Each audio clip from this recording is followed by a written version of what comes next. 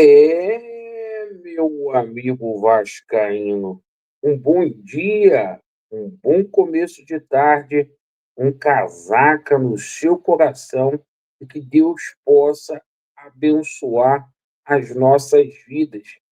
Mais um vídeo para a gente dar ênfase aos principais assuntos do noticiário esportivo do Vasco da Gama.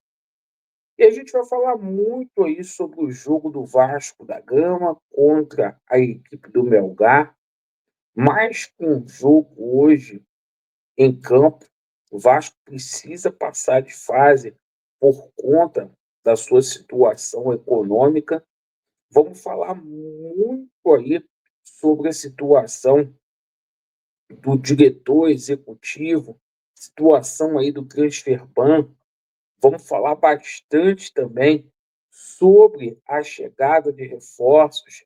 Ontem saiu uma notícia aí que o Giuliano Bertolucci iria ajudar na formação do elenco do Vasco.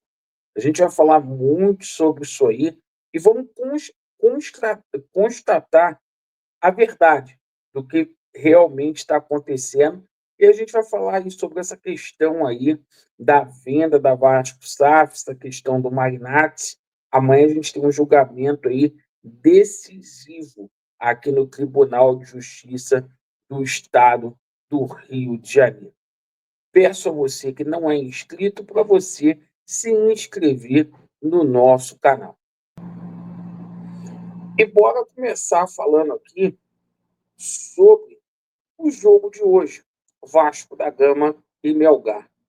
O Vasco na terceira colocação, infelizmente, um grupo muito fraco, né? O Vasco disputou 15 pontos, só conseguiu 5 pontos na competição. O Vasco joga contra o Melgar, que tem 7 pontos. O Lanús já se classificou e o Vasco, para ir aos playoffs, precisa simplesmente vencer hoje para se classificar na segunda colocação do grupo e ir de encontro aí ao adversário que vai vir aí da Libertadores. Fernando Diniz montando a equipe dele ali com o retorno do Coutinho. Ontem a gente tomou conhecimento que, infelizmente, quem está escalando a equipe do Vasco não é o Fernando Diniz, é o Felipe, né? O Cocão foi sugerido, né? Foi quase um ultimato aí a permanência do Cocão no time titular. O Cocão tem propostas para deixar o Vasco, como quase todo time tem, né? Estou até com receio aí de que haja uma debandada aí no Vasco da Gama. Mas vamos torcer para que dê bom. O Vasco precisa aí do dinheiro aí de cota de TV, de bilheteria da Copa Sul-Americana. Bom, agora a gente fala aqui sobre essa questão do diretor executivo, né? A gente vai para quase 15 dias já. Vários nomes foram colocados em pauta aí, como Juninho Paulista, Juninho Pernambucano, Mazuco, Felipe Ximenes, enfim, vários nomes foram colocados em pauta. E parece que quem realmente vai continuar como CEO e como o homem forte do futebol, o Carlos Amodeu. Isso me deixa muito preocupado. É muita responsabilidade o cara ter 2 cargos aí acumulados. O Vasco já teve uma experiência com o Lúcio Barbosa aqui na SAF que não deu certo, né? E era um momento aí que o Vasco já deveria estar conversando aí com alguns atletas com o objetivo aí de simplesmente fazer com que o Vasco da Gama tenha um time mais forte aí. Vasco que precisa de muitos e muitos reforços para sair dessa situação. Paralelamente a isso, existe a situação aí do transfer ban. A gente já caminha para o 10º dia que o Vasco não consegue resolver essa situação. A diretoria do Vasco mandou à FIFA comprovantes aí que está passando por recuperação judicial. A gente espera que o Vasco consiga resolver essa situação do transfer ban e o Vasco falou que não vai pagar.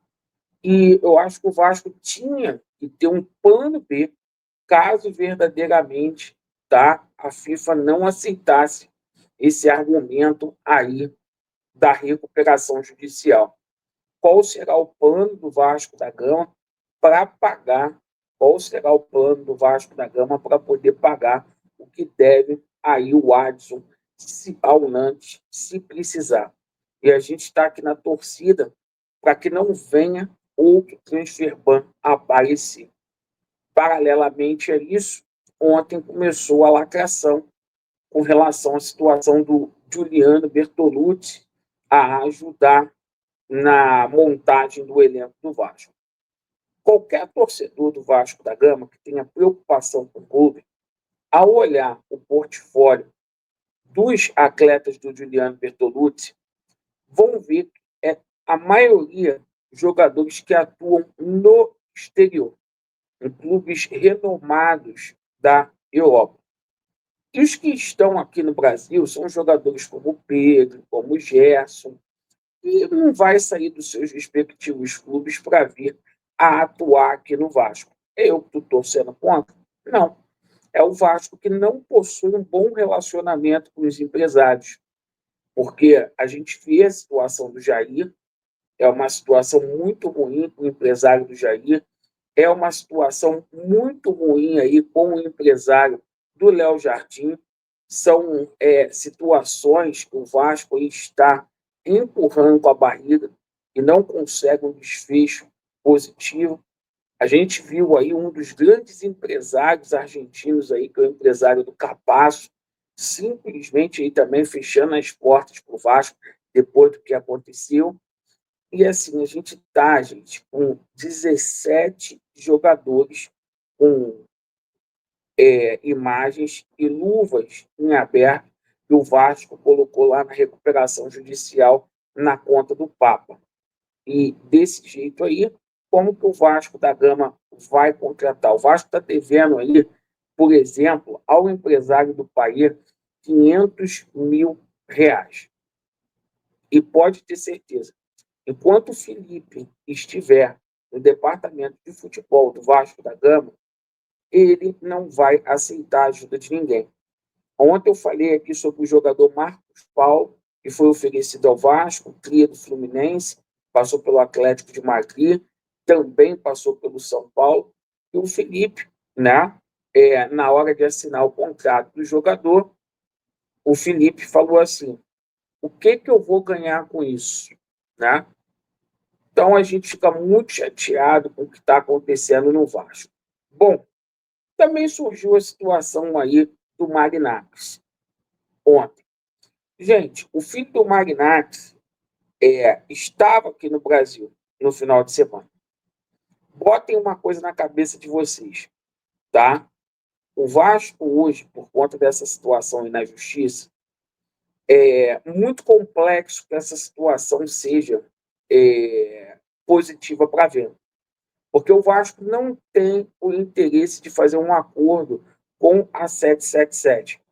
O Vasco prefere ficar 2, 3 anos aí nesse desgaste aí na justiça.